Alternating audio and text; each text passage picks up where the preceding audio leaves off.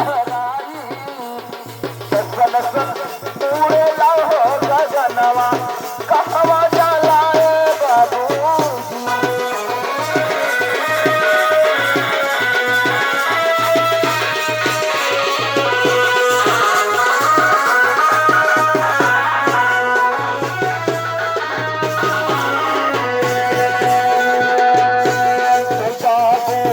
बंगलाकार बसवला रच रच सुंदर महल सजवला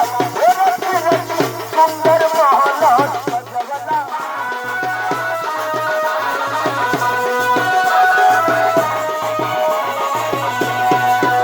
तो बाबू बंगलाकार बसवला रच रच सुंदर महल सजवला रच रच सुंदर महल सजवला पूरा कुल खनवा पूरा कुल खनवा कहवा जलाए बाबू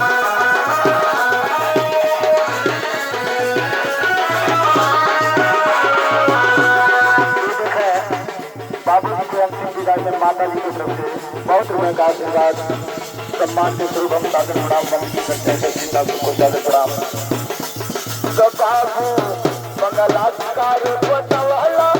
रच रच सुंदर महल सजवला रच रच सुंदर महल सजवला दिल पूरा कुल खनवा पूरा कुल खनवा कहवा जलाए बाबू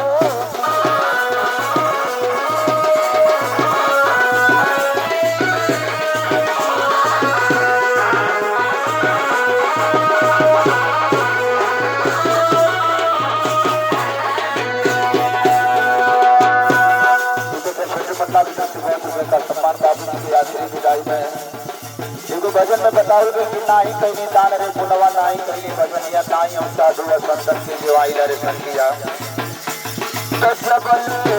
रही है सूरज